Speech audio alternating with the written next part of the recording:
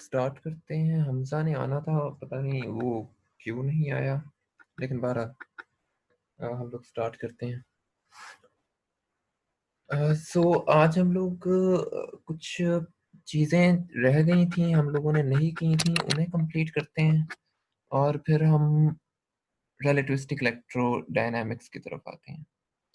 हम लोगों ने 4 मोमेंटम कर लिया था, लेकिन हमने मोमेंटम के ट्रांसफॉर्मेशन लॉज़ को डिस्कस नहीं किया था। मैं अपनी स्क्रीन दोबारा ले आऊँ। हुँ। आपको स्क्रीन भी शेयर हो रही है?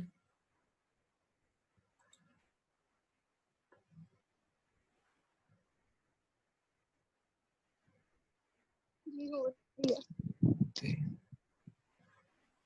अच्छा, सो हम लोगों ने मोमेंटम को डिस्कस कर लिया था, लेकिन मोमेंटम के ट्रांसफॉर्मेशन लॉस को डिस्कस नहीं किया था और इसकी हमें बहुत ज़्यादा ज़रूरत पड़ने वाली है, क्योंकि अभी हमने फोर्स को डिस्कस करना है। फोर्स को डिस्कस किए बगैर हम लोग फील्ड्स को डिस्कस नहीं कर सकते। इन द सेंस हम लोग इलेक्ट्रोमैग्नेटिक्स को डिस्कस नहीं कर सकते। सो यहाँ पर हमारे पास मौजूद है 4 वेक्टर, या जिसका पहला कंपोनेंट एनर्जी कंपोनेंट होता है, 0th कंपोनेंट, और 3 कंपोनेंट स्पेशल कंपोनेंट्स होते हैं।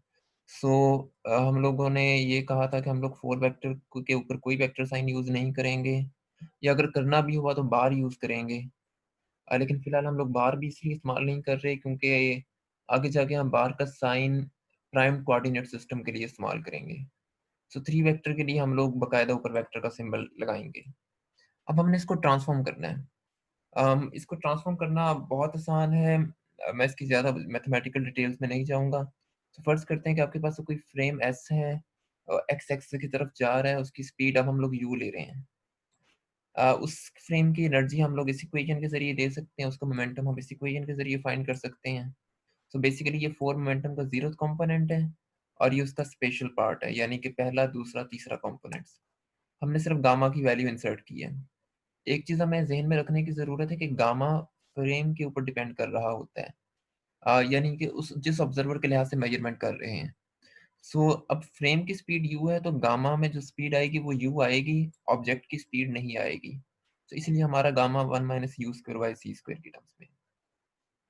सो अब अज़्यूम करते हैं कि एक और फ्रेम s प्राइम है। अ, यहाँ उस फ्रेम में जो ऑब्जेक्ट है, जो हम जिसको हमने यहाँ पर स्पीड u कहा था, उस ऑब्जेक्ट की स्पीड s प्राइम के अंदर u प्राइम है। सो उसकी कॉरेस्पॉन्डिंग आपने मोमेंटम और एनर्जी की इक्वेशंस लिखनी है। अब ये u प्राइम स्क्वायर और इसकी टर्म्स में आ जाएँगे। 2 स्पीड्स हैं, एक वो जो आपके एस प्राइम की स्पीड है, जिससे एस प्राइम मूव कर रहा है, वो स्पीड v है, और एक वो स्पीड है जो इसको नज़र आ रही है एस के अंदर उस ऑब्जेक्ट की, वो स्पीड है u प्राइम। सो हमारे पास 2 स्पीड्स हैं, एक को हम u कह रहे हैं, u प्राइम कह रहे हैं, और एक को v कह रहे हैं। इनके लिए हम लोग वेलोसिटी एडिशन फार्मूला यूज़ करेंगे। सो अगर दोनों सेम डायरेक्शन में जा रहे हों, ऐसे, सो दरमियान में नेगेटिव का साइन आएगा, ये वेलोसिटी एडिशन फार्मूला है। अब इस फार्मूले को इस्तेमाल करके हम ई और पी के रिलेशंस निकालेंगे। तो पहले इस इक्वेशन 6.16 को हम इंसर्ट कर देते हैं 6.14 में, और ये सिंपल एक मैथमेटिकल कैलकुलेशन है। मैथमेटिकल कैलकुलेशन करने के बाद आपके पास 0th कंपोनेंट के लिए ये ट्रांसफॉर्मेशन इक्वेशन निकल आती है। सो प्राइम कोऑर्डिनेट सिस्टम और अनप्राइम्ड के अंदर एनर्जी, यानी 0th कंपोनेंट 4 मोमेंटम का इस तरीके से रिलेट होता है। अब हमने इसे यूएल नोटेशन के अंदर लिख दिया। सो यहाँ पर हमने सबस्क्रिप्ट भी हटा दी है। इधर मैंने वी लिखा हुआ था, इधर मैंने वी नहीं लिखा, क्योंकि ये ऑब्वियस बात है कि ये गामा फ्रेम की स्पीड शो कर रहा होगा, फ्रेम की रिलेटिव स्पीड। सो इसी तरीके से अब हम उसी वेलोसिटी के फॉर्मूले को यू प्राइम की जगह मोमेंटम इक्वेशन में इंसर्ट करते हैं और सेम ये रिलेशन निकाल लेते हैं। मैंने इन चारों, अच्छा यहाँ पर एक चीज़ ज़हन में रखने वाली बात है कि मैंने यहाँ पर सी स्क्वायर लिखा हुआ है इस यू प्राइम में। लेकिन जब मैं ये फ़ॉर्मूलाज़ यहाँ पर इंसर्ट करने जा रहा हूँ, तो मैं कहीं पर भी सी स्क्वायर यूज़ नहीं कर रहा। सो मैंने यहाँ पर मेंशन कर दिया कि हम लोग नेचुरल यूनिट्स यूज़ कर रहे हैं। हम लोग इसके बग और नेचुरल यूनिट्स में स्पीड ऑफ लाइट को 1 लिया जाता है। हम लोग इसके बगैर भी काम कर सकते थे, और लेकिन उससे कैलकुलेशन करना ज़्यादा मुश्किल मुझे लग रहा था। और हर जगह एक सी का फैक्टर आ जाता था। सो मैंने फिलहाल सी को 1 ले लिया और हम जनरल रिलेटिविटी करते वक़्त इन्हीं सिस्टम ऑफ यूनिट्स को यूज़ करेंगे। सो हमने नेचुरल यूनिट्स के अंदर इक्वेशंस ड्राइव की थी। अब मैं उन्हें नॉन नेचुरल यूनिट्स में लिख रहा हूँ। मैं जहाँ-जहाँ पर सी आना था मैंने वहाँ-वहाँ पर प्लेस कर दिया है। सो ये सिर्फ यहाँ पर एक सी स्क्वायर का फैक्टर आना था। ये आपके पास मोमेंटम ट्रांसफॉर्मेशन इक्वेशंस हैं। ये फैक्टर आपके पास बीटा ओवर सी के बराबर है।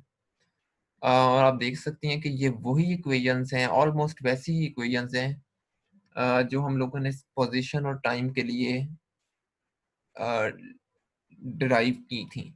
सो ये सिमिलर फॉर्म है। सो अब हम इन इक्वेशंस को इस्तेमाल करेंगे फोर्स के ट्रांसफॉर्मेशन लॉज़ को डिराइव करने के लिए। आपका कोई क्वेश्चन तो नहीं इसमें?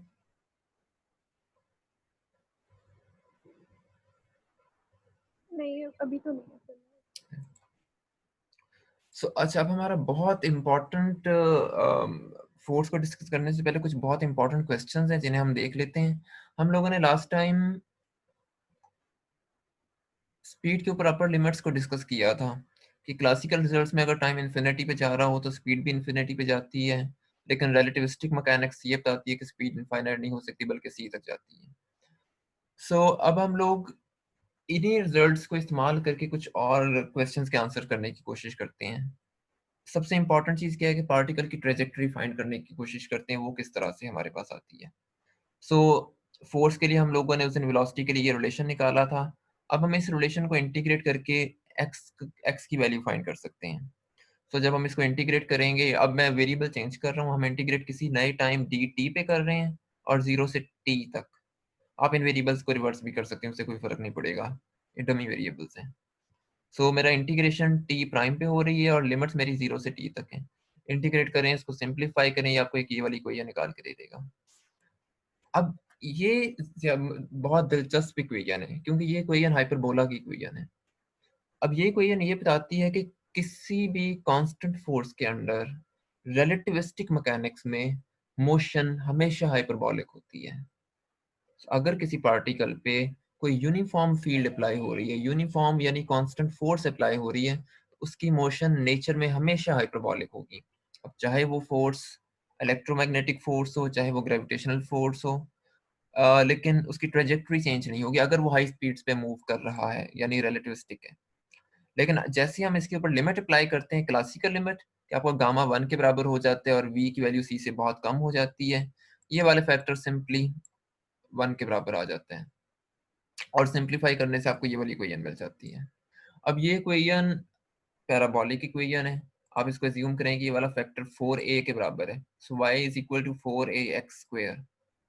सो यानी कि क्लासिकल इक्वेशन में, क्लासिकल फिजिक्स में आपके पास ट्रेजेक्टरी पैराबोलिक बनती है, लेकिन रिलेटिविस्टिक मैकेनिक्स में हाइपरबोलिक। हाइपरबोलिक एक बहुत इंपॉर्टेंट कॉन्सेप्ट है। हम लोग जब ज्योमेट्रिकल इंटरप्रिटेशन को डिस्कस कर रहे होंगे तो हम हाइपरबोलिक इंटरवल्स को स्टडी करेंगे या इनवेरिएंट हाइपरबोलास को। सो ये सिर्फ एक आइडिया देने के लिए कि हम वहाँ पर हाइपरबोला से मुराद क्या ले रहे हैं। हाइपरबोला से मुराद पार्टिकल की ट्रैजेक्टरी होगी किसी भी लाइट कोन के अंदर। इन दोनों के ग्राफ ग्रिफिथ ने ड्रॉ किए हुए थे। सो ये एक हाइपरबोलिक कर्व है क्लासिकल, और सॉरी ये एक पैराबोलिक कर्व है क्लासिकल, और ये एक हाइपरबोलिक यानी रिलेटिविस्टिक कर्व है। सो इनको भी हम इजीली ड्रॉ कर सकते हैं। ये सी टी और एक्स के दरमियान लिया हुआ है, टी और एक्स के दरमियान में नहीं। अगर आप टी और एक्स के दरमियान में लेंगे तो डेफिनेटली ये कर्व डिफरेंट तरीके से बनेंगी। इसी तरह से जब हमारे पास एक्स ऑफ टी आ गया है, मोमेंटम आ गया, तो हम लोग वर्क एनर्जी थ्योरम को भी चेक कर सकते हैं कि वो रिलेटिविटी में होल्ड कर रहा है या नहीं कर रहा। सो लाइन इंटीग्रल ले लेते हैं, लाइन फोर्स का, फोर्स को मोमेंटम के टर्म्स में लिखा, चेन रूल अप्लाई किया, कुछ इक्वेशंस अप्लाई की, ये वाला फैक्टर बन गया। अब हमारे पास पी की वैल्यू मौजूद है, ये 3 वेक्टर है, अब पी हमारे पास 4 वेक्टर नहीं है। सो इसको सिंप्लीफाई करते हैं, सिंप्लीफाई करते हैं तो ये जो चीज़ बन जाती है ये हमें पता है कि एनर्जी है, गामा एम सी स्क्वायर। सो हम देख सकते हैं कि ये वाला पूरा फैक्टर एनर्जी के बराबर आ जाता है। सो इसकी जगह D by D T insert कर देते हैं, कोई लोअर और अपर लिमिट होगी, सिंपली आपके पास ये रिलेशन निकल आता है। अब ये वही रिलेशन है कि W is equal to change in energy. Classical mechanics में हम लोग लिखते होते थे W is equal to change in kinetic energy, लेकिन यहाँ पर अब यहाँ पर एनर्जी काइनेटिक है या टोटल है, इससे कोई फर्क नहीं पड़ता, क्योंकि हम लोगों ने शो किया था कि आपके पास जो एनर्जी होती है, total energy basically kinetic energy plus rest energy के बराबर है, और रेस्ट एनर्जी आपके पास mc स्क्वायर होती है, जो कि कांस्टेंट फैक्टर है। सो अगर मैं यहाँ पर mc स्क्वायर को ऐड करूँ या ना करूँ, उससे कोई फ़र्क नहीं पड़ेगा, क्योंकि इस नेगेटिव साइन की वजह से mc स्क्वायर दोनों टर्म्स में कैंसल आउट हो जाएगा। सो चाहे आप यहाँ पर टोटल एनर्जी लें, चाहे काइनेटिक एनर्जी लें, ये equation work energy principal relativistic mechanics में हर हालत में होल्ड करता है, अनलेस अनलेस कि आपकी रेस्ट एनर्जी चेंज ना हो, और जो नहीं हो सकती। ये स्पेशल रिलेटिविटी के बेसिक पोस्टुलेट्स में से एक बात है। सो हम लोग देख सकते हैं कि न्यूटन का पहला लॉ भी यहाँ पर होल्ड कर रहा है, दूसरा लॉ भी रिलेटिविटी के कॉन्टेक्स्ट में होल्ड कर रहा है। क्या तीसरा लॉ भी रिलेटिविटी के कॉन्टेक्स्ट में होल्ड करता है या इसके ऊपर कोई फर्क पड़ता है? आमतौर पर न्यूटन का तीसरा कानून यानी कि action reaction are equal but opposite in direction relativity में होल्ड नहीं करता जनरली, स्पेसिफिकली करता है। उसकी वजह ये है, और ये एक बहुत ही माइंड बॉगलिंग आर्गुमेंट है, कि आखिर ऐसा क्यों हो रहा है। उसकी बहुत सादा वजह है, लेकिन इसकी इम्प्लीकेशंस बहुत बड़ी हैं इस सादा वजह की, कि न्यूटन के तीसरे कानून के मुताबिक जब भी किसी बॉडी पर एक्शन लगता है तो इंस्टेंटेनियसली उस पर रिएक्शन लगता है, यानी दरमियान में कोई टाइम डिले नहीं आता। सो फोर्स बेसिकली इंस्टेंटेनियसली लगती है। अब मसला ये है, इंस्टेंटेनियस फोर्स लगने का मतलब है कि इंफॉर्मेशन ट्रांसफर हुई है, लेकिन वो इंफॉर्मेशन इतनी ज्यादा स्पीड से ट्रांसफर हुई है जो स्पीड ऑफ लाइट से भी ज्यादा है। इंस्टेंटेनियस का यही मतलब है। सो लेट्स सपोज आपके पास दो ऑब्जेक्ट्स हैं, और दोनों ऑब्जेक्ट्स को हमने कायनात के दो कॉर्नर्स पे रखा हुआ है। अगर वो एक दूसरे के ऊपर फोर्सेस अप्लाई कर रहे हैं, और पहला ऑब्जेक्ट दूसरे के ऊपर फोर्स लगा रहा है, तो इंस्टेंटेनियसली भी दूसरे की फोर्स पहले पे लग रही होगी। दरम्यान में कोई टाइम डिले नहीं आना चाहिए, टाइम गैप नहीं आना चाहिए।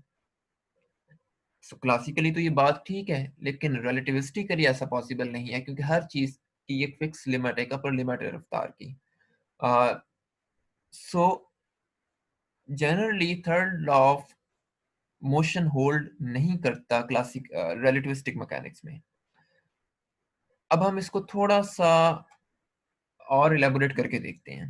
वो इस तरीके से कि अगर तो आपके पास दोनों ऑब्जेक्ट्स एक ही फ्रेम ऑफ रेफरेंस में हैं, और उसी के अंदर आपका ऑब्जर्वर भी मौजूद है। अगर वो ये ऑब्जर्व करता है कि ए की फोर्स बी पे लग रही है एफ ऑफ टी, अब चूंकि ऑब्जर्वर रेस्ट की हालत में है, उसके लिहाज से दोनों ऑब्जेक्ट्स भी रेस्ट की हालत में हैं, तो डेफिनेटली जो ऑपोजिट फोर्स होगी वो minus F of T observe करेगा, क्योंकि किसी किस्म का टाइम नहीं लग रहा दोनों फोर्सेस को एक जगह से दूसरी जगह जाने में। इसका मतलब है कि उसी फ्रेम ऑफ रेफरेंस के अंदर वो लॉ होल्ड कर रहा है। लेकिन अगर वो ऑब्जर्वर किसी मूविंग फ्रेम के अंदर है, तो डेफिनेटली जो उसको ए से बी पर लगने वाली फोर्स उसको नजर आएगी किसी टाइम t1 पे, लेकिन बी से ए वाली फोर्स जब अप्लाई हो रही होगी तो वो ऑब्जर्वर अपनी पोजीशन चेंज कर चुका होगा। इसका मतलब है कि अब वो उस फोर्स को किसी और टाइम पर देखेगा, यानी वो फोर्स उस तक किसी और टाइम पर पहुंची है।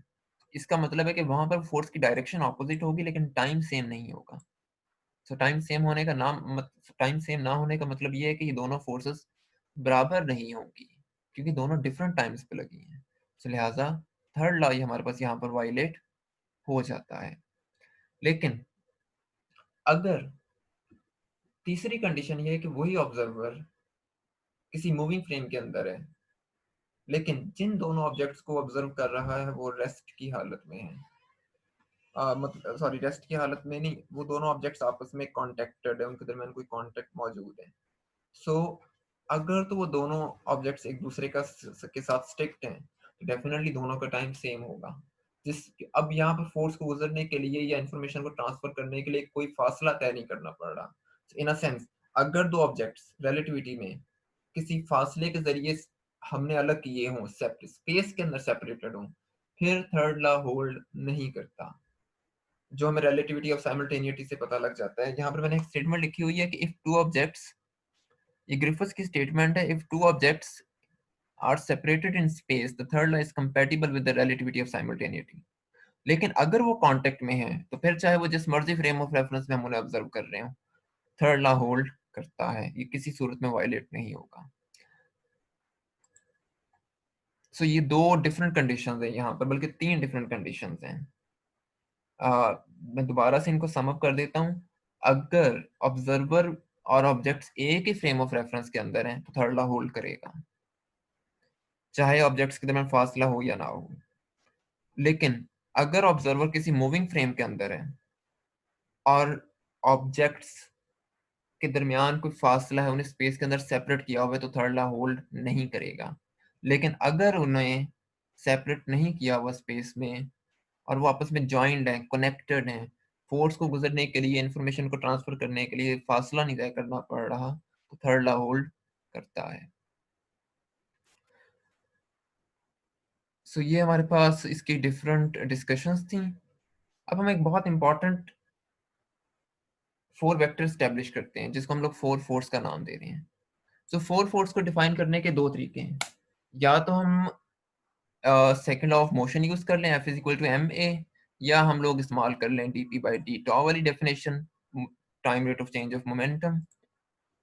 हम इनमें से जो मर्जी डेफिनेशन इस्तेमाल करें, वो एक रिजल्ट्स हमारे पास एक ही जैसे आएंगे, उनके कॉन्सिक्वेंसेस एक जैसे होंगे। मैथमेटिकल फॉर्म डिफरेंट हो सकती है, लेकिन कॉन्सिक्वेंसेस नहीं। लेकिन कुछ मसाइल आते हैं, और ये दोनों बराबर क्यों नहीं होते रिजल्ट्स, वो हम अभी देख लेते हैं। अ, सबसे पहली चीज एम नॉट की वैल्यू है। रिलेटिविटी के अंदर मैथ से कांस्टेंट क्वांटिटी नहीं होती, डिफरेंट फ्रेम ऑफ रेफरेंसेस के अंदर ये डिफरेंट रहता है। सो उसी की कॉरस्पॉन्डिंग एक्सेलरेशन भी चेंज होगा। सो लिहाजा ये दोनों इक्वेशंस इक्विवेलेंट तो नहीं होंगी। अब हम इनमें से ये वाली इक्वेशन चूज कर रहे हैं डीपी बाई डी टॉ की। उसकी वजह ये है कि इसके रिजल्ट्स ज्यादा एलिगेंट हैं, देखने में अच्छे लगते हैं, जबकि यहाँ से जो इक्वेशंस निकलती हैं और एम की वजह से वो थोड़ी सी कॉम्प्लिकेटेड होती हैं, भद्दी नजर आती हैं।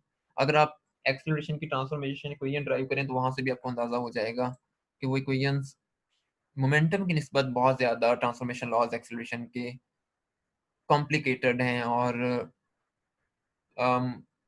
थोड़ा सा कॉम्प्रीहेंड करना उनको मुश्किल है। हम लोग ये वाली डेफिनेशन लेते हैं और इसके साथ स्टिक हो जाएंगे। अब हम जितनी भी आगे डेरिवेशंस करेंगे, वो इसी लॉ की बेस पर होंगी। हमें पता है कि 4 वेक्टर, अब ये p के ऊपर वेक्टर साइन नहीं है, ये एक 4 वेक्टर है। अच्छा, अब यहाँ पर एक चीज ये है कि मैं ना बहुत सारी जगहों पर वेक्टर का साइन यूज नहीं करूंगा, बल्कि मैं उसकी जगह एक इंडेक्स यूज करूंगा। अब ये इंडेक्स म्यू न्यू टाइप की इंडेक्सेस नहीं होंगी, म्यू न्यू लैम्डा रो सिग्मा इस तरह की इंडेक्सेस नहीं होंगी। ये हमारे पास लैटिन अल्फाबेट्स में से होंगी, ए बी सी वगैरह में से। रिलेटिविटी के अंदर हम लोग एक कन्वेंशन फॉलो करते हैं कि अगर आपके पास ग्रीक इंडिसेस हों, तो वो 4 वेक्टर को रिप्रेजेंट करती हैं। जहां पर भी म्यू न्यू सिग्मा लैम्डा रो आएंगे, कापा आएगा, ये सारी की सारी 0 1 2 3 यानी 4 वेक्टर को रिप्रेजेंट कर रही होंगी। लेकिन जहां पर भी कोई स्पेशल या लैटिन इंडेक्स आ जाएगी, इसको हम स्पेशल इंडेक्स भी कहते हैं, जैसे I J K L M N A B C D कुछ भी, वो हमेशा 1 2 3 पर रन कर रही होगी, यानी कि वो टाइम कंपोनेंट को इंडिकेट नहीं करेगी। ये आप रिलेटिविटी की अगर कोई भी बुक उठा लें, कॉस्मोलॉजी की या जनरल रिलेटिविटी की, उसके अंदर आमतौर पर यही नोटेशन फॉलो की होती है। इसका हमने डेरिवेटिव ले लिया, और ये आपके पास प्रॉपर टाइम है डी टॉ। अच्छा, अब हम इस कंपोनेंट से तो हमें कोई मसला नहीं है, लेकिन इस कंपोनेंट को एलेबोरेट करने के लिए हम यहाँ पर एक नया वेक्टर डिफाइन कर देते हैं, वही वाला वेक्टर जो हम क्लासिकल मैकेनिक्स में लेते हैं। क्योंकि ये 3 मोमेंटम का टाइम डेरिवेटिव है, बेसिकली ये रिप्रेजेंट करेगा 3 फोर्स को। 3 फोर्स को हम लोग एफ से रिप्रेजेंट कर रहे होंगे, स्मॉल एफ से। बहुत सारी कुछ बुक्स इसको इस नोटेशन में नहीं लिखती, लेकिन चूंकि ग्रिफिथ्स ने इस तरह लिखा हुआ है, तो मैं इसलिए फिर ग्रिफिथ्स को फॉलो कर रहा हूँ। लेकिन अगर हम इसको सिंपल कैपिटल एफ लिख दें और उसके ऊपर वेक्टर साइन लगा दें, उसका भी वही मतलब होगा। ये सिर्फ एक नोटेशन है। सो अब हम अम, उसकी वैल्यूज निकाल लेते हैं। सबसे पहले हम टॉ को टी में चेंज कर देते हैं, और इसका रिलेशन हमारे पास गामा बाई टी के बराबर है। देन सिंप्लीफिकेशन करते हैं, डी बाई डी टी बन जाएगा आपके पास। ये हमें पता है कि वर्क डन के बराबर होता है। इन अ सेंस आपके पास 4 वेक्टर ये बन गया, जिसका पहला component gamma by c multiply by work done है, और वर्क डन किसके बराबर है, time rate of change of energy. और second component gamma times 3 force है। ये हमारे पास फोर्स की एक डेफिनेशन आ गई है। अब हम लोग एज्यूम करते हैं कि एक पार्टिकल है जिसकी वेलोसिटी 4 वेलोसिटी u है। इसके ऊपर कोई फोर्स लग रही है और फोर्स भी 4 फोर्स होगी। डेफिनेटली ये 3 फोर्स हम लेना चाहें तो ले सकते हैं, उससे कोई फर्क नहीं पड़ेगा। लेकिन जनरल रिजल्ट्स डिराइव करने के लिए हम लोग 4 वेक्टर्स का ही प्रोडक्ट ले रहे हैं। सो 4 वेलोसिटी और 4 फोर्स का आपने प्रोडक्ट ले लिया। ये मैंने 4 वेलोसिटी लिखी हुई है, ये 4 वेक्टर 4 फोर्स है। अच्छा, अब यहाँ पर आप देख सकते हैं कि एक नेगेटिव का साइन फौरन से आ गया, हालांकि ये सारी टर्म्स पॉजिटिव है। उसकी वजह ये है कि यहाँ पर हमने सिग्नेचर मैट्रिक का पढ़ा था कि टाइम लाइक कंपोनेंट नेगेटिव लिया जाता है और स्पेशल कंपोनेंट्स पॉजिटिव लिए जाते हैं। तो फिर एक नेगेटिव का साइन इधर होना चाहिए, एक इधर होना चाहिए, यहाँ पर पॉजिटिव आ जाना चाहिए, क्योंकि I dot I, J dot J, के डॉट के टाइप की मल्टीप्लिकेशन है ये। लेकिन यहाँ पर गामा नेगेटिव हो नहीं सकता, गामा हमेशा पॉजिटिव क्वांटिटी है और आइंस्टाइन के पोस्टुलेट के मुताबिक सी वैसे एक एब्सोल्यूट वैल्यू है। सो ये वाला टाइम लाइक कंपोनेंट कभी भी नेगेटिव नहीं होगा। हाँ, ये हो सकता है क्योंकि किसी भी सिस्टम की एनर्जी नेगेटिव हो सकती है। टाइम भी नेगेटिव नहीं होता, गामा भी नहीं होगा, सी भी नहीं होगा, लेकिन ई नेगेटिव हो सकता है और जिसकी वजह से इसका सिग्नेचर हमेशा नेगेटिव आएगा। सो ये नेगेटिव साइन इसके सिग्नेचर की वजह से यहाँ पर आ रहा है। तो बहरहाल इसको हमने सिंप्लीफाई किया, आपके पास यू डॉट एफ का रिलेशन ये बन गया। अब हम पहले देख चुके हैं, ये 3 वेक्टर है और डॉट प्रोडक्ट या इनर प्रोडक्ट हमेशा एक इनवेरिएंट क्वांटिटी होती है, सो ये चेंज नहीं होगा। ये टाइम डेरिवेटिव है, ये भी कांस्टेंट क्वांटिटी आएगी, गामा भी कांस्टेंट है। इसका मतलब है कि यू डॉट एफ एक कांस्टेंट क्वांटिटी आपको दे रहा है, यानी यू डॉट एफ एक लॉरेंट्ज इनवेरिएंट क्वांटिटी है और हम इस चीज को किसी भी फ्रेम ऑफ रेफरेंस में अप्लाई कर सकते हैं। हमें किसी किस्म की ट्रांसफॉर्मेशन करने की जरूरत नहीं है, क्योंकि ये ऑलरेडी ट्रांसफॉर्म्ड रिजल्ट्स हैं और ट्रांसफॉर्मेशन के बाद भी ये यही रिजल्ट्स देगा। अब हम यहाँ से कुछ इंटरेस्टिंग रिजल्ट्स निकालने की कोशिश करते हैं। सो एज्यूम करते हैं कि पार्टिकल रेस्ट की हालत में है, रेस्ट फ्रेम के अंदर उसकी वेलोसिटी 0 है, वेक्टर यू 0 के बराबर है। तो इसको मैं यू आई एफ आई भी लिख सकता था। जब ये काम करेंगे तो आपके पास ये वाला रिजल्ट आ जाएगा। अब रेस्ट फ्रेम के अंदर फिर एनर्जी भी एम नॉट सी स्क्वायर के बराबर होगी और रेस्ट फ्रेम के अंदर गामा 1 के बराबर होता है। तो ये सारे रिजल्ट हमने वो यहाँ पर इंसर्ट कर दिए। अब हम यहाँ पर अगर एक और रिजल्ट अप्लाई कर लें कि लेट्स सपोज ये डॉट प्रोडक्ट आपके पास 0 के बराबर है 4 वेक्टर का, कंडीशन एक अप्लाई कर रहे हैं सिर्फ। अब इसका नतीजा क्या निकलेगा कि आपके पास एम नॉट कॉन्स्टेंट आ जाएगा। सो ऐसी फोर्स जिसके लिए रेस्ट मास कांस्टेंट होता है, इसको प्योर फोर्स कहा जाता है।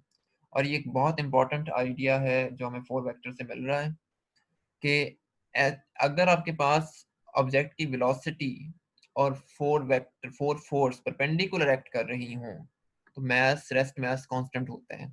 इस तरह की फोर्सेस को प्योर फोर्स कहा जाता है। और प्योर फोर्स में हमारे पास कौन कौन सी फोर्सेस मौजूद हैं? ग्रेविटी की फोर्स है और इलेक्ट्रोमैग्नेटिक फोर्स है, फंडामेंटल फोर्सेस में से।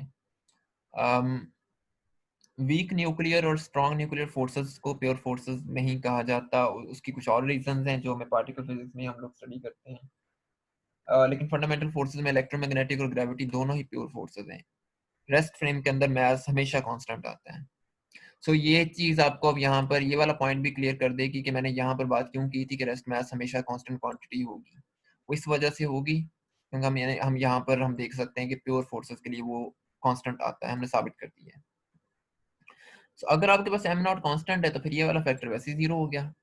अगर ये वाला फैक्टर 0 हो गया, और ये वाली चीज भी आपने 0 ली थी और वो वाला फैक्टर उसी वक्त 0 होगा जब यू डॉट एफ 0 है। तो आप इजीली इसे इक्वेशन से साबित कर सकते हैं कि यू डॉट एफ बराबर है D E by D T के। अगेन वर्क एनर्जी थ्योरम, आप इसको इजीली चेंज कर सकते हैं वर्क एनर्जी थ्योरम की फैमिलियर फॉर्म में। ये वेलोसिटी से हमने मल्टीप्लाई किया हुआ, लेकिन हम इस जी कोई क्वेश्चन फरवा? नहीं, कोई क्वेश्चन नहीं। ओके। अब हमारे पास हमने 4 फोर्स को भी डिफाइन कर लिया है और 3 फोर्स को भी डिफाइन कर लिया है। अब हम फोर्स की ट्रांसफॉर्मेशन कर सकते हैं। अब हमें ट्रांसफॉर्मेशन 4 फोर्स की नहीं करनी, क्योंकि एनर्जी का कंपोनेंट एनर्जी तो कांस्टेंट रहेगी और एनर्जी की ट्रांसफॉर्मेशन हम लोग ऑलरेडी कर चुके थे मोमेंटम के केस में। हमें सिर्फ इस एफ को ट्रांसफॉर्म करना है कि ये 3 वेक्टर किस तरीके से ट्रांसफॉर्म होते हैं। सो F1 का मतलब होगा मोमेंटम का पहला कंपोनेंट डिवाइडेड बाय टाइम का कंपोनेंट, अब ये प्राइम सिस्टम के अंदर है। अनप्राइम में ले जाने के लिए हम लोग इसको dx नॉट से डिवाइड कर देते हैं। सो dx नॉट से हमारा dt है। मोमेंटम की ट्रांसफॉर्मेशन इक्वेशन यहाँ पर अप्लाई कर देते हैं जो हम लोगों ने पहले डिराइव की थी। सिंप्लीफिकेशन करते हैं। सो सिंप्लीफिकेशन करने के बाद d बाई dt की वैल्यू इंसर्ट कर देते हैं। ये सिंप्लीफिकेशन आपको समझ आ जाएगी हम लोग क्या कर रहे हैं। ये एक इक्वेशन निकल आती है। अब यहाँ पर ये देखें कि हमारा ये f1 x डायरेक्शन को शो कर रहा है और हमने शुरू में कंडीशन अप्लाई की थी कि आपका फ्रेम भी x डायरेक्शन के अंदर मूव कर रहा है। सो x डायरेक्शन के अंदर यहाँ पर भी x आ जाएगा और यहाँ पर कंप्लीट डॉट प्रोडक्ट आ जाएगा। लेकिन जब हम यही काम परपेंडिकुलर डायरेक्शंस के लिए करते हैं यानी y और z के लिए करते हैं तो ये वाला फैक्टर नजर नहीं आएगा आपको कहीं पर भी। जैसे यहाँ पर f2 प्राइम f2 आ जाएगा, f3 प्राइम f3 आ जाएगा, लेकिन डिनोमिनेटर सेम रहते हैं। उसकी वजह ये है कि ये डिनोमिनेटर आपके पास आ रहा है वेलोसिटी एडिशन फार्मूला से, और वेलोसिटी एडिशन फार्मूला ऑब्जेक्ट की वेलोसिटी और फ्रेम की वेलोसिटी को सिर्फ कंसीडर करता है, बाकी किसी वेलोसिटी को कंसीडर नहीं करता। तो हम देख सकते हैं कि परपेंडिकुलर अगर तो परपेंडिकुलर पैरेलल मोशन हो तो आपके पास u डॉट f का फैक्टर आता है, लेकिन परपेंडिकुलर मोशन में u डॉट f का फैक्टर नहीं आता। तो इसकी बेस पर हम लोग यहाँ से इन रिजल्ट्स को जनरलाइज कर सकते हैं। पैरेलल फोर्स इस तरीके से ट्रांसफॉर्म होती है और परपेंडिकुलर फोर्सेस इस तरीके से ट्रांसफॉर्म होती हैं। सो ये दोनों बहुत इंपॉर्टेंट रिजल्ट्स हैं हमारे पास। इसका मतलब ये भी हुआ कि सारी फोर्सेस एक ही तरीके से ट्रांसफॉर्म नहीं होती, ये फोर्स की नेचर के ऊपर डिपेंड करता है कि वो पैरेलल है या परपेंडिकुलर है। अभी हम यहाँ से कुछ और इंपॉर्टेंट रिजल्ट्स भी ड्राइव करते हैं जो हमें काम आएंगे आगे। हमें पता है कि रेस्ट फ्रेम के अंदर हम पार्टिकल को स्टेशनरी हालत में लेते हैं, यानी कि ये वाला फैक्टर आपके पास 0 के बराबर है। सो जब ये वाला फैक्टर 0 के बराबर होगा तो ये क्वांटिटी 0 हो जाएगी, ये क्वांटिटी 0 हो जाएगी, एफ पैरेलल के बराबर आ जाएगा, कोई फर्क नहीं पड़ेगा। लेकिन जब आपके पास u 0 के बराबर होगा तो f परपेंडिकुलर इसके बराबर नहीं आएगा। आप जब इसको थोड़ा सा सिंप्लीफाई करेंगे तो ये वाला फैक्टर आपके पास अल्टीमेटली गामा देगा। यहाँ पर ये ब्रीफ सी सिंप्लीफिकेशन इसको किया जा सकता है। सो हम लोग देख सकते हैं कि रेस्ट फ्रेम के अंदर पैरेलल फोर्सेस इनवेरिएंट रहती हैं, लेकिन परपेंडिकुलर फोर्सेस इनवेरिएंट नहीं रहती हैं। अब मसला यहाँ पर ये है कि रेस्ट फ्रेम के अंदर आपके पास किसी भी थ्री फोर्स के 3 कंपोनेंट्स हैं, सारे के सारे पैरेलल तो नहीं होंगे। सो कोई एक पैरेलल होगा, कुछ परपेंडिकुलर होंगे।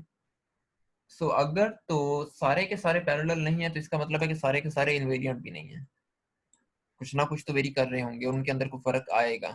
इसका मतलब है कि 3/4 एक लॉरेंट्ज इनवेरिएंट क्वांटिटी नहीं है, ये फ्रेम के ऊपर डिपेंड कर रही है। लॉरेंट्ज ट्रांसफॉर्मेशन से मुराद होता है या लॉरेंट्ज इनवेरिएंस से मुराद होता है एक ऐसी क्वांटिटी जो फ्रेम के ऊपर डिपेंड ना कर रही हो। सो 3/4 एक फ्रेम डिपेंडेंट क्वांटिटी है, हम इस पर बहुत ज्यादा रिलाय नहीं कर सकते और ये हर फ्रेम ऑफ रेफरेंस के अंदर डिफरेंट रिजल्ट्स देगी। क्लासिकल मैकेनिक्स में ऐसा नहीं होता, लेकिन रिलेटिविस्टिक मैकेनिक्स में ऐसा होता है। सो लिहाजा हम इसके ऊपर बहुत ज्यादा रिलाय नहीं करेंगे। हाँ, एक सूरत में किया जा सकता है, एक सूरत में हम इसको लॉरेंट्ज इनवेरिएंट क्वांटिटी बना सकते हैं, वो ये है कि जब आपका रेस्ट मास कांस्टेंट हो। सो अगर रेस्ट मास कांस्टेंट होगा तो परपेंडिकुलर कंपोनेंट्स आपके पास 0 आएंगे। सो आप इसको चेक कर सकते हैं, ये वाले रिजल्ट्स आ जाएंगे आपके पास। सो ये कैलकुलेशन है जो आप यानी कोई यहाँ से इजीली डिराइव कर सकती हैं। सो बेसिकली असल आइडिया ये है कि पैरेलल फोर्सेस इनवेरिएंट रहती हैं, लेकिन परपेंडिकुलर फोर्सेस हमेशा ओरिजिनल यानी रेस्ट फ्रेम से मिकदार में कम होती हैं, और ये हम बहुत इजीली चेक भी कर सकते हैं। उसकी सीधी सी वजह ये है कि किसी भी प्राइम्ड सिस्टम के अंदर आपको लेंथ हमेशा कॉन्ट्रैक्टेड नजर आ रही है। सो कॉन्ट्रैक्टेड लेंथ का मतलब है कि फोर्स पर यूनिट एरिया या फोर्स पर यूनिट लेंथ भी स्मॉल हो गई है। इसका मतलब है अगर ट्रांसवर्स एरिया कॉन्ट्रैक्ट हो रहे हैं तो आपकी फोर्स भी कॉन्ट्रैक्ट हो रही है। सो जिसकी वजह से यहाँ पर एक गामा का फैक्टर आपको डिनोमिनेटर में नजर आ रहा है, लेकिन इस केस में ऐसा नहीं होता। सो रेस्ट फ्रेम के अंदर या रेस्ट मास को कांस्टेंट करके हम लोग कह सकते हैं कि फोर्स तमाम इनर्शियल फ्रेम्स के अंदर सेम रहती है अगर वो यू के पैरेलल होगी, लेकिन अगर वो यू के परपेंडिकुलर है फिर लॉरेंट्ज इनवेरिएंट नहीं होगी। अच्छा, अब यहाँ तक करने के बाद हमने चूंकि फोर्स के ट्रांसफॉर्मेशन लॉज ड्राइव कर लिए हैं, मोमेंटम के ट्रांसफॉर्मेशन लॉज ड्राइव कर लिए, अब हम लोग बहुत इजीली मैग्नेटिज्म की तरफ शिफ्ट कर सकते हैं। आप लेकिन हम लोग पहले डायरेक्ट रिलेटिविस्टिक इलेक्ट्रोडायनामिक्स को स्टडी नहीं करेंगे।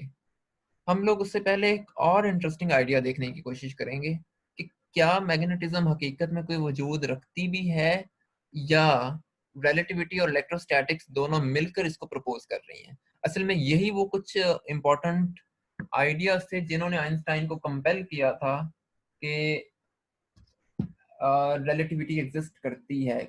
ये चीजें हमें मैक्सवेल इक्वेशंस के अंदर भी नजर आती हैं। तो हम लोग ये साबित करने की कोशिश करते हैं कि मैग्नेटिज्म असल में रिलेटिविटी की वजह से ही प्रोड्यूस हो रही है। सो एज्यूम करते हैं इसके लिए कि आपके पास एक स्ट्रिंग है पॉजिटिव चार्जेस की, यहाँ पर सिर्फ नेगेटिव शो किए हुए हैं, ये सॉरी ये आपके पास एक स्ट्रिंग है पॉजिटिव चार्जेस की, ये राइट की तरफ मूव कर रही है किसी वेलोसिटी v के साथ। हम इसके ऊपर एक नेगेटिव स्ट्रिंग को इम्प्लीमेंट कर देते हैं साथ ही इसके, जो लेफ्ट की तरफ जा रही होगी, और हम इसका करंट फाइंड करना चाह रहे हैं। इसका करंट, अच्छा ये चार्जेस इतना क्लोज हैं एक दूसरे के, इतना ज्यादा क्लोज हैं कि हम इसको एक कंटिन्यूस लाइन चार्ज डेंसिटी के तौर पर रिज्यूम कर सकते हैं, जिसकी डेंसिटी लैम्डा है।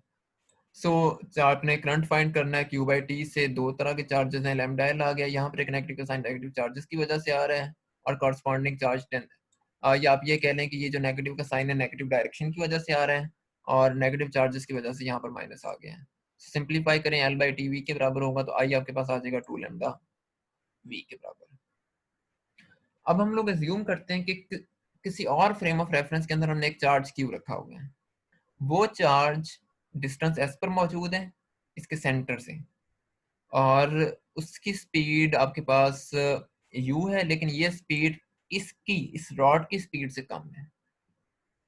अच्छा, अब यहाँ पर एक और इंटरेस्टिंग पॉइंट ये है कि चूंकि इस फ्रेम ऑफ रेफरेंस के अंदर जितने पॉजिटिव चार्जेस हैं उतने नेगेटिव चार्जेस हैं, और जितनी स्पेसिंग पॉजिटिव चार्जेस के दरमियान है, जितनी डेंसिटी लैम्डा इतनी उनकी इनकी है पॉजिटिव की, उतनी ही लैम्डा नेगेटिव चार्जेस के लिए भी है। तो लिहाजा दोनों फोर्सेस एक दूसरे को कैंसिल आउट कर देंगे और इसके ऊपर किसी किस्म की इलेक्ट्रिकल फोर्स नहीं लग रही होगी, यानी कि वायर न्यूट्रल हालत में है लेकिन चार्ज मौजूद है। अब हम लोग एज्यूम करते हैं कि एक ऑब्जर्वर है एस प्राइम में, वो राइट की तरफ जा रहा है। सो बेसिकली जिस सिर्फ जो स्पीड इस चार्ज की थी वही उसी ऑब्जर्वर की स्पीड है। तो असल में ये चार्ज हमने उस ऑब्जर्वर के फ्रेम ऑफ रेफरेंस में रखा हुआ है, एस प्राइम में रखा हुआ है। वेलोसिटी एडिशन फार्मूला अप्लाई करते हैं। अब मैं यहाँ पर ना प्लस माइनस के साइन यूज कर रहा हूँ कैलकुलेशन को सिंप्लीफाई करने के लिए। ग्रिफिथ्स ने भी यही यूज किए हुए हैं, ताकि हम राइट और लेफ्ट दोनों के लिए एक ही तरीके से फाइंड कर लें। सो बस आपने ये ध्यान रखना है कि वेलोसिटी एडिशन फार्मूला में लेफ्ट और राइट पे प्लस माइनस की का ऑर्डर चेंज होता है। अगर यहाँ पर माइनस प्लस होगा तो यहाँ पर दोनों जगहों पर माइनस प्लस आएगा, प्लस माइनस आएगा। और हम लोग इस फॉर्मूले से ये भी चेक कर सकते हैं कि नेगेटिव के साथ स्पीड ज्यादा आ रही होगी, पॉजिटिव के साथ कम आ रही होगी, या आप कैलकुलेट करके देख सकते हैं। सो इस ये अगर स्पीड ज्यादा है तो स्पीड ज्यादा होने का मतलब है कि नेगेटिव के साइड पे कॉन्ट्रैक्शन भी ज्यादा आ रही होगी। कॉन्ट्रैक्शन ज्यादा होने का मतलब है कि चार्जेस के दरमियान स्पेसिंग पॉजिटिव की निस्बत कम हो गई है। अगर ऐसा हो रहा है तो फिर इसका मतलब है कि दोनों तरफ चार्जेस बराबर नहीं हो रहे, यानी कि नेगेटिव साइड पे नंबर ऑफ चार्जेस इंक्रीज कर गए हैं, राइट साइड पे नंबर ऑफ चार्जेस डिक्रीज कर गए हैं, या उतने ही रहे हैं लेकिन अब वो या उतने ही रहे हैं लेकिन नेगेटिव साइड पे चार्जेस बाहर ज्यादा हो गए हैं। स्पेस क्योंकि स्पेसिंग कम होगी, चार्ज एक दूसरे के ज्यादा करीब आ गए हैं, आपके पास चार्ज डेंसिटी इंक्रीज कर गई है। सो हम लोग कह सकते हैं कि अब आपके पास वायर न्यूट्रल नहीं है। लैम्डा पॉजिटिव और लैम्डा नेगेटिव बराबर नहीं है, बल्कि lambda negative is greater than lambda positive. अगर वायर न्यूट्रल नहीं है तो फिर डेफिनेटली इसके ऊपर कोई ना कोई इलेक्ट्रिकल फोर्स भी लग रही होगी। अब रिमेंबर, एस फ्रेम के अंदर इसके ऊपर कोई इलेक्ट्रिकल फोर्स नहीं लग रही थी क्योंकि इक्वल और ऑपोजिट चार्जेस मौजूद थे क्वांटिटी में, लेकिन यहाँ पर ऐसा नहीं है, तो इसके ऊपर कोई फोर्स लग रही होगी।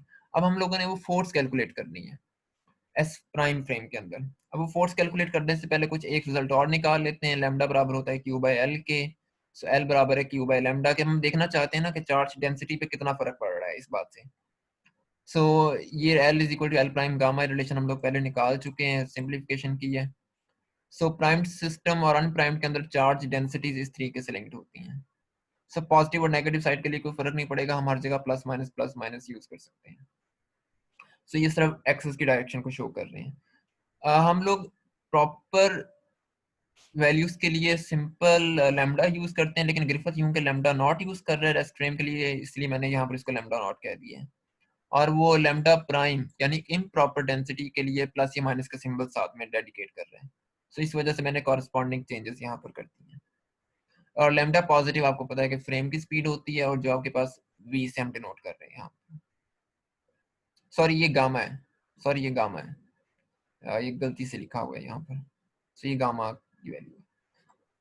सो लैम्डा नॉट पॉजिटिव लाइन की डेंसिटी है रेस्ट फ्रेम के अंदर, और हमें पता है कि अगर पॉजिटिव लाइन किसी स्पीड v के साथ मूव कर रहे हों, हम ये वाला रिलेशन यहाँ से इजीली लिख सकते हैं। लैम्डा पॉजिटिव, फॉर पॉजिटिव के लिए हम लैम्डा ही लिख रहे हैं, गामा पॉजिटिव लैम्डा नॉट।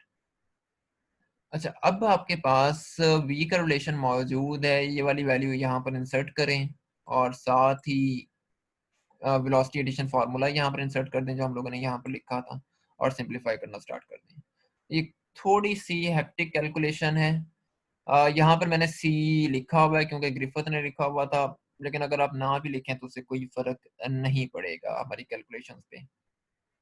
सो बहरहाल जब ये सारा काम कर लेते हैं आप लोग, तो आपके पास यहाँ पर गलती होगी मेरे से, यहाँ पर स्क्वायर रूट आना था। सो आपके पास ये चार्ज डेंसिटी निकल आती है। अगेन अब मैंने u को गामा का नाम नहीं दिया, उसकी वजह ये है कि ये गामा आपके फ्रेम की स्पीड है जिससे आपका ऑब्जर्वर मूव कर रहा है, वो स्पीड v से कर रहा था, इसलिए हम इस वाले फैक्टर को गामा से रिप्रेजेंट करें और इसको एज इट इज लेके चल रहे हैं। सो ये आपके पास पॉजिटिव और नेगेटिव की डेंसिटीज आ गई हैं। टोटल डेंसिटी इन दोनों का सम होगी, वो आप यहाँ पर लिख के इनको सिंप्लीफाई करें तो आपके पास ये लैम्डा आ जाता है। अब इस फ्रेम के अंदर फोर्स क्या होगी, अगर लैम्डा हमारे पास आ जाए तो हम फोर्स भी निकाल सकते हैं। हमें पता है कि किसी ऐसी लाइन चार्ज की गॉस लॉ के थ्रू जब हम इलेक्ट्रिकल फोर्स निकालते हैं या फील्ड निकालते हैं वो इसके बराबर होती है। So 1/2 pi epsilon naught lambda by s, क्योंकि एक सिलिंड्रिकल रॉड है। सो लैम्डा के पास lambda positive plus lambda negative के बराबर है। एफ प्राइम किसके बराबर होगा, क्यू ई के बराबर। ई की वैल्यू यहाँ पर इंसर्ट कर दें, लैम्डा की वैल्यू इंसर्ट कर दें, ये आपके पास फोर्स बन जाएगी। अगर अब इसका मतलब ये है, अब इसका मतलब ये है, दोबारा से पीछे आते हैं। हमने कहा था कि यहाँ पर इक्वल और ऑपोजिट चार्जेस, इसके ऊपर किसी किस्म की फोर्स नहीं लग रही, लेकिन यहाँ पर चार्जेस स्क्वीज हो गए थे तो इसके ऊपर फोर्स लग रही होगी क्योंकि अब ये वायर न्यूट्रल नहीं रही। सो यहाँ पर इलेक्ट्रिकल फोर्स मौजूद है। अगर इलेक्ट्रिक फोर्स इस एस प्राइम के अंदर मौजूद है तो डेफिनेटली उसको एस फ्रेम के अंदर भी मौजूद होना चाहिए, जो कि हमें ओरिजिनल कैलकुलेशन के अंदर नजर नहीं आई थी। और हमने डिड्यूस किया था, हमें नजर आ रहा था कि न्यूट्रल वायर की वजह से फोर्स जीरो के बराबर होगी। जितनी फोर्स पॉजिटिव लगा रहे होंगे उतने नेगेटिव लगा रहे होंगे, तो यहाँ पर अल्टीमेटली कोई फोर्स नहीं लगनी चाहिए अगर हम इसी फ्रेम ऑफ रेफरेंस के अंदर मौजूद हैं। लेकिन अब हम ऑब्जर्व कर रहे हैं एस प्राइम से, और हमें नजर आ रहा है कि एस प्राइम के अंदर कोई फोर्स लग रही है। इसका मतलब है कि एस प्राइम वाले को ये भी नजर आ रहा होगा कि एफ के अंदर कितनी फोर्स लग रही है। सो लिहाजा हम लोग एफ प्राइम की वजह से वो फोर्स निकाल सकते हैं जो एस प्राइम के ऑब्जर्वर को एस फ्रेम के अंदर नजर आ रही होगी, क्योंकि अगर वहां पर कोई फोर्स नहीं है तो फिर यहाँ पर भी कोई फोर्स एग्जिस्ट नहीं कर सकती। आप वो इस रिलेशन से चेक भी कर सकती हैं। अगर आपके पास एस के अंदर फोर्स जीरो है तो फिर एफ प्राइम भी जीरो होगा, लेकिन हमें नजर आ रहा है कि एफ प्राइम नॉन जीरो है। सो अब हम यहाँ से वो फोर्स कैलकुलेट करके देखते हैं। चूंकि ये परपेंडिकुलर फोर्स होगी, किसी भी चार्ज से जो फोर्स निकलती है वो out of the area element निकलती है। Out of the area element का मतलब है कि नॉर्मल टू द सरफेस। सो लिहाजा ये परपेंडिकुलर फोर्स है, पैरेलल फोर्स नहीं है। सो इसलिए मैंने यहाँ पर परपेंडिकुलर फोर्स वाले रिलेशन यूज किए हैं। अच्छा, अब आप देख सकते हैं कि मैं यहाँ पर स्मॉल एफ यूज नहीं कर रहा, अब मैं कैपिटल एफ यहाँ पर यूज कर रहा हूँ। ये बस आपको सिंबल्स का ध्यान रखना होगा यहाँ पर। सो आप एफ प्राइम की वैल्यू इंसर्ट करें, सिंप्लीफाई करें, यहाँ से गामा गामा से कैंसिल आउट हो जाएंगे और आपके पास कुछ ये वाली चीज बनेगी। अभी हम इस रिलेशन को ज्यादा एक अच्छे रिलेशन की फॉर्म में लेके आते हैं। पहले हम चेक कर लेते हैं कि ये हमें बता क्या रहा है। यहाँ पर दो बहुत इंपॉर्टेंट पॉइंट्स निकल रहे हैं। पहले हम एस प्राइम के फ्रेम ऑफ रेफरेंस को देखते हैं। एस प्राइम के अंदर इस डायग्राम में आपका चार्ज रेस्ट की हालत में है, लेकिन वायर न्यूट्रल है। सॉरी, चार्ज रेस्ट की हालत में है लेकिन वायर के ऊपर कोई चार्ज मौजूद है, वायर न्यूट्रल नहीं है। इसका मतलब है कि ये वायर इसे अट्रैक्ट कर रही होगी। अगर ये इसे अट्रैक्ट कर रही है, इसका मतलब ये हुआ कि इसके ऊपर कोई ना कोई इलेक्ट्रिकल फोर्स लग रही है और वो फोर्स प्योरली इलेक्ट्रिकल है, हम लोग साबित कर चुके हैं। लेकिन इस फ्रेम के अंदर, इस डायग्राम में आपकी वायर न्यूट्रल है, चार्ज रेस्ट की हालत में है, सॉरी चार्ज मूव कर रहा है। वायर रेस्ट की हालत, वायर न्यूट्रल है लेकिन चार्ज मूव कर रहा है, तो यानी कि ये इसकी तरफ अट्रैक्ट तो हो रही होगी। लेकिन हम लोगों ने डिड्यूस किया था कि यहाँ पर इलेक्ट्रिकल फोर्स मौजूद नहीं है। अगर इलेक्ट्रिकल फोर्स मौजूद नहीं है, फिर ये चार्ज इसकी तरफ अट्रैक्ट क्यों हो रहा है? हमने चेक किया है कि वो अट्रैक्शन इस फोर्स की वजह से हो रही है। अब ये फोर्स क्या है? लेकिन ये फोर्स जो भी है, कतई नजर इस बात के कि ये इलेक्ट्रिक फोर्स है, इलेक्ट्रोस्टैटिक है, मैग्नेटोस्टैटिक है, मैग्नेटिक है, कतई नजर इस बात के, ये फोर्स मौजूद है लेकिन इस फोर्स की नेचर इलेक्ट्रिकल नहीं है, क्योंकि हम लोग शो कर चुके हैं कि ये इलेक्ट्रिकल फोर्स नहीं हो सकती उस फ्रेम के अंदर। अगर ये इलेक्ट्रिकल फोर्स नहीं है, नॉन इलेक्ट्रिकल है, तो फिर हमें पता है कि ये फोर्स डेफिनेटली मैग्नेटिक फोर्स होगी। ये चीजें ऑलरेडी उस वक्त आइंस्टाइन के दौर में पहले से मौजूद थी, और ये सो लिहाजा उसको ये नहीं सोचना पड़ा कि ये फोर्स है क्या, क्योंकि हमें पता है कि ये फोर्स मैग्नेटिक फोर्स है। अभी हम इसका एक फैमिलियर रिलेशन निकालते हैं और आप खुद देख लेंगे कि वाकई मैग्नेटिक फोर्स के बराबर निकलता है। वो कैसे निकाल लेते हैं? आप सी की जगह ये वाला रिलेशन इंसर्ट कर दें, सी इसके बराबर होता है, और हम लैम्डा की भी कोई वैल्यू यहाँ पर इंसर्ट कर देते हैं। इसी तरीके से lambda is equal to I by two V के बराबर आ जाएगा। करंट जो करंट के थ्रू उसकी वैल्यू का हम फाइंड करें, ये सारी वैल्यूज आप इस फॉर्मूला में इंसर्ट करें 8.6 में। सिंपलीफाई करके आपके पास ये वाला रिलेशन निकल आएगा। So minus q u as it is आ जाएंगे यहाँ पर। बाकी सारी चीजों को सिंपलीफाई करके ब्रैकेट में ये वाला फैक्टर बच जाएगा, mu I by lambda two S. अब अगर आपको याद हो, अगर आप एम्पेयर्स लॉ के थ्रू किसी भी करंट कैरिंग वायर की मैग्नेटिक फील्ड फाइंड करें तो वो एग्जैक्टली इसके बराबर आती है। तो इसका मतलब क्या हुआ कि ये वाला जो कंपोनेंट हमने यहाँ पर निकाले, इतने सारे क्यू यू के अलावा, ये सारे कंपोनेंट मैग्नेटिक फोर्स के हैं, और ये हमारे पास फैमिलियर मैग्नेटिक फोर्स है। इसको हम लॉरेंस फोर्स भी कहते हैं। तो असल में आप हमें ये चीजें बता क्या रही हैं? ये चीज हमें ये बता रही हैं कि मैग्नेटिज्म असल में एग्जिस्ट नहीं कर रही, लेकिन इलेक्ट्रोस्टैटिक्स और रिलेटिविटी इंप्लाई कर रही हैं कि कोई और फोर्स एग्जिस्ट करती होगी, और वो फोर्स कौन सी होगी? वो फोर्स मैग्नेटिक फोर्स होगी। So basically magnetic force originate हो रही है इलेक्ट्रोस्टैटिक्स और रिलेटिविटी की वजह से, या रिलेटिविटी और इलेक्ट्रोस्टैटिक्स इंप्लाई कर रहे हैं कि मैग्नेटिक फोर्स की एग्जिस्टेंस लाजमी है। यहाँ से हमें एक और बात इंटरेस्टिंगली पता लग रही है, वो ये कि डिफरेंट फ्रेम ऑफ रेफरेंस के अंदर ऑब्जर्वर्स को डिफरेंट तरह की फोर्सेस नजर आ रही हैं। फ्रेम एस के अंदर जो ऑब्जर्वर मौजूद है वो कह रहा है कि उस फ्रेम में लगने वाली फोर्स इलेक्ट्रोस्टैटिक है, लेकिन इलेक्ट्रोस्टैटिक क्यों? क्योंकि उसके ऊपर कोई फोर्स अप्लाई नहीं हो रही। लेकिन लेकिन यहाँ पर हमने कैलकुलेट किया कि एस प्राइम का ऑब्जर्वर ये कह रहा होगा कि उस पर लगने वाली फोर्स इलेक्ट्रोस्टैटिक नहीं है, बल्कि उसके अंदर, क्योंकि सी का फैक्टर भी आ रहा है और बाकी quantities electric lambda naught show कर रहा है कि इलेक्ट्रोस्टैटिक कंपोनेंट भी मौजूद है। सो एस प्राइम के ऑब्जर्वर के मुताबिक एस के अंदर लगने वाली फोर्स इलेक्ट्रोस्टैटिक नहीं है बल्कि मैग्नेटिक है। So different inertial frame of references के ऑब्जर्वर्स को डिफरेंट फोर्सेस नजर आ रही होंगी। इसका मतलब ये नहीं है कि उसके ऊपर डिफरेंट फोर्सेस एक्ट कर रही हैं, इसका मतलब है कि ये डिफरेंट फोर्सेस असल में एक ही फोर्स के मुख्तलिफ पहलू हैं, उसकी मुख्तलिफ शक्लें हैं, मुख्तलिफ तरीकों से ट्रांसफॉर्म हो रही हैं डिफरेंट फ्रेम ऑफ रेफरेंसेस के लिए।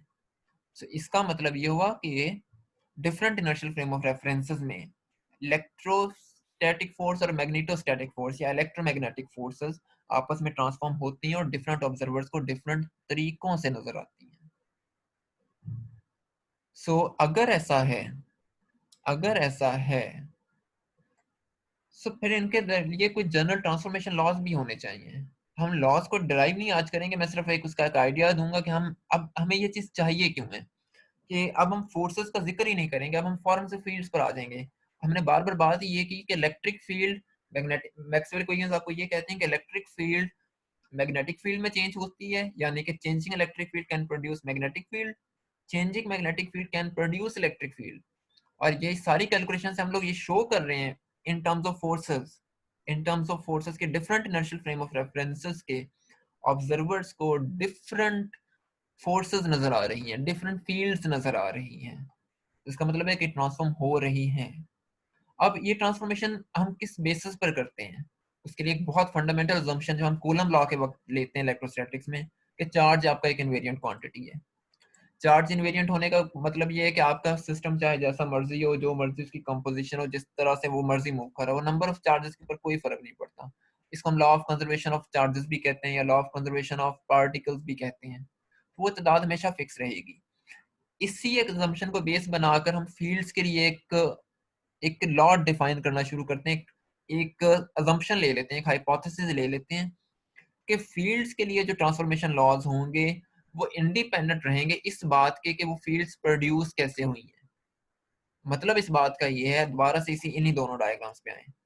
इस बात का मतलब ये है कि इस फ्रेम ऑफ रेफरेंसेस के ऑब्जर्वर के मुताबिक इस पर लगने वाली फोर्स इलेक्ट्रोस्टैटिक ओरिजिन से आ रही है, लेकिन एस प्राइम के अंदर ऑब्जर्वर कह रहा है कि ये वाली फोर्स मैग्नेटिक फोर्स की वजह से आ रही है। सो यानी कि दोनों के ओरिजिन डिफरेंट है, दोनों डिफरेंट तरीकों से प्रोड्यूस हो रही हैं डिफरेंट ऑब्जर्वर्स के मुताबिक। लेकिन फील्ड्स का कॉन्सेप्ट हमें ये बताता है, या टेंसर के ट्रांसफॉर्मेशन लॉज हमें ये बताते हैं कि ट्रांसफॉर्मेशन लॉज को इन बात से कोई गरज नहीं होती कि वो फील्ड्स कैसे ट्रांसफॉर्म हो रही हैं, कैसे प्रोड्यूस हो रही हैं। ट्रांसफॉर्मेशन लॉज हर हालत में कांस्टेंट रहेंगे, चाहे आपका सिस्टम जिस मर्जी स्टेट में हो, जिस मर्जी रफ्तार से हरकत कर रहा हो, जिस मर्जी डायरेक्शन में जा रहा हो, जो मर्जी उसकी कॉम्पोजिशन हो। अगर ऐसा नहीं होता तो फिर तो हमें फील्ड फॉर्मुलेशन करने की जरूरत ही नहीं है। हम फील्ड फॉर्मुलेशन हमारे लिए सिर्फ एक डिफरेंट वे के अलावा और कुछ भी नहीं है, ये हमें कोई खास फायदा नहीं पहुंचा सकती। लेकिन ऐसा नहीं होता, उसकी वजह यह है कि जितनी भी चीजें हम उन्हें फील्ड्स के टर्म्स में डिफाइन इसलिए करते हैं कि अगर आपको किसी एक पॉइंट पर फील्ड पता हो तो आप बगैर किसी एक्स्ट्रा इन्फॉर्मेशन के उस पॉइंट के बारे में सब कुछ जान सकते हैं, अगर आपको सिर्फ उसकी फील्ड के बारे में इंफॉर्मेशन हो। मिसाल के तौर पर इलेक्ट्रिक फोटोन, अब मैं यहाँ पर थोड़ी सी एक डिस्कशन कर लेता हूँ कि हम फील्ड से मुराद लेते क्या हैं। क्वांटम मैकेनिक्स का एक कॉन्सेप्ट ये है कि पार्टिकल्स नाम की कोई चीज एग्जिस्ट नहीं करती। पार्टिकल्स असल में कोई डिस्टिंक्ट एंटिटीज नहीं है, एक्चुअल फंडामेंटल ऑब्जेक्ट्स नहीं है। फंडामेंटल ऑब्जेक्ट्स आपके पास फील्ड्स होती हैं, जैसे फोटोन है। फोटोन एक्चुअली एग्जिस्ट नहीं करता। फोटोन एग्जिस्ट किस बेस पर करता है? क्योंकि इलेक्ट्रोमैग्नेटिक फील्ड की फ्लक्चुएशन है, उसके अंदर एक्साइटेशन हो रही है, उसके अंदर रिपल्स प्रोड्यूस हो रहे हैं, या इलेक्ट्रोमैग्नेटिक फील्ड की वेव्स का नाम फोटोन है, जिसको हम इलेक्ट्रोमैग्नेटिक वेव का नाम देते हैं। वो वेव किस पार्टिकल की वजह से जा रही? फोटोन की वजह से, यानी फोटोन मूव कर रहा है। इसी तरीके से आपके पास हिग्स बोसॉन की फील्ड है, आपके पास इलेक्ट्रॉन है। इलेक्ट्रॉन असल में नहीं है, ये एक इलेक्ट्रॉन की फील्ड है जो इलेक्ट्रॉन को प्रोड्यूस करवा रही है। प्रोटॉन खुद कुछ नहीं होता, प्रोटॉन की फील्ड होती है जो उसको एग्जिस्ट करवा रही होती है। तो जिस तरीके से हम क्वांटम मैकेनिक्स में वेव फंक्शन को लेते हैं कि वेव फंक्शन आपको किसी भी सिस्टम की हर क्वांटम मैकेनिकल प्रॉपर्टी बता देता है, वही काम यहाँ पर फील्ड्स के साथ है। सो बेसिकली वेव फंक्शन भी एक तरह की फील्ड है, बल्कि ज्यादा बड़ा कॉन्सेप्ट है। जब हम लोग क्वांटम फील्ड थ्योरी करते हैं तो हम वेव फंक्शन को, जिसे हम ऑपरेटर का नाम देते हैं, उन्हें भी फील्ड्स में कन्वर्ट कर देते हैं। तो फील्ड्स एक बड़ी एंटिटी है जो अगर आप किसी पॉइंट के ऊपर आपको फील्ड पता लग जाए तो आप उसके बारे में हर इंफॉर्मेशन निकाल सकते हैं, किसी किस्म की एक्स्ट्रा इंफॉर्मेशन उसके अंदर अपेंड किए बगैर। इवन कि उसके सोर्स की इंफॉर्मेशन भी आपको नहीं देनी पड़ती, फील्ड इटसेल्फ सोर्स का काम करती है। So, इसलिए हम बहुत ज्यादा इंटरेस्टेड होते हैं फील्ड्स की ट्रांसफॉर्मेशन में, कि फील्ड्स कैसे ट्रांसफॉर्म करती हैं। और जब तक आपको फील्ड्स की ट्रांसफॉर्मेशन का पता नहीं लगता, हमें ये भी नहीं पता लगेगा कि फोर्स कैसे ट्रांसफॉर्म होती है, हमें ये भी नहीं पता लगेगा कि सोर्सेस कैसे ट्रांसफॉर्म होते हैं। यहाँ तो हमने बगैर फील्ड्स को इंट्रोड्यूस करवाए, बगैर क्लासिकल बेसिस के ऊपर फील्ड्स को, फोर्सेस की ट्रांसफॉर्मेशन स्टडी की है। लेकिन जेनेरिकली फील्ड्स के बगैर हमें नहीं पता लग सकता कि असल में चीजें एग्जिस्ट करती कैसे हैं। इसकी मिसालें लेग्रांजियन है, हैमिल्टोनियन है। फिर वो क्लासिकल फील्ड फॉर्मुलेशन है। जब आप लेग्रांजियन को एक्शन, खासतौर पे एक्शन डिफाइन करते हैं, मुझे अब एक याद नहीं आ रहा, एक आर्टिकल मौजूद है, मिनिमम एक्शन प्रिंसिपल या पता अब मुझे टॉपिक का नाम भूल गया। सो लेकिन जब आप एक्शन डिफाइन करते हैं क्लासिकल मैकेनिक्स में भी, तो बेसिकली वो क्लासिकल फील्ड फॉर्मुलेशन होती है, वो फोर्सेस को डिस्कस नहीं कर रही होती। So Lagrangian is itself a description of a field. So ये इस वजह से हम लोग फील्ड में बहुत ज़्यादा इंटरेस्टेड है, लेकिन हम देखेंगे आहिस्ता-आहिस्ता कि कल के सेशन में कि इलेक्ट्रोमैग्नेटिक फील्ड्स को कैसे ट्रांसफ़ॉर्म किया जाता है। बहुत सारे तरीके हैं, लेकिन हम ग्रिफ़िथ्स की फ़ॉर्मूलेशन के साथ स्टिक होंगे, ताकि आप लोगों को बाद में पढ़ने में भी आसानी हो। और देन उसके बाद फिर हम लोग इस सारे काम को टेंसर नोटेशन के अंदर शिफ्ट कर देंगे। सो आई गेस 2 या 3 सेशंस और होंगे, हमारी रिलेटिविस्टिक डायनामिक्स बहुत हद तक कंप्लीट हो जाएगी। सो कोई क्वेश्चन फरवा आपका तो मुझे बता दें। आई गेस कि आपको कुछ ना कुछ समझ आ गई होगी। नहीं, समझ तो काफ़ी आ गई, बाकी कैलकुलेशन एक दफ़ा मैं करके देखूँगी आज। तो कल के सेशन से पहले आपसे पूछूँगी, कुछ ना हुआ तो। हाँ, ठीक है, इसको ना एक दफ़ा ग्रिफ़िथ से भी स्टडी कर लीजिएगा। मैंने ना साथ में कैप्शंस में लिख आप मुझे ना दिया इसकी एक दफ़ा पीडीएफ में फॉरवर्ड कर दें प्लीज़, अगर है आपके पास पड़ी हुई तो वो। है ग्रिफ़िथ्स की। जी। मैं फॉरवर्ड कर देता हूँ। मैंने ना इसलिए यहाँ पर एक लिख भी दिया है कि ये कौन सी फिगर मैं कहाँ से ले रहा हूँ। ग्रिफ़िथ्स की फिर डायग्राम है, तो आपको मतलब देखने में भी आसानी होगी।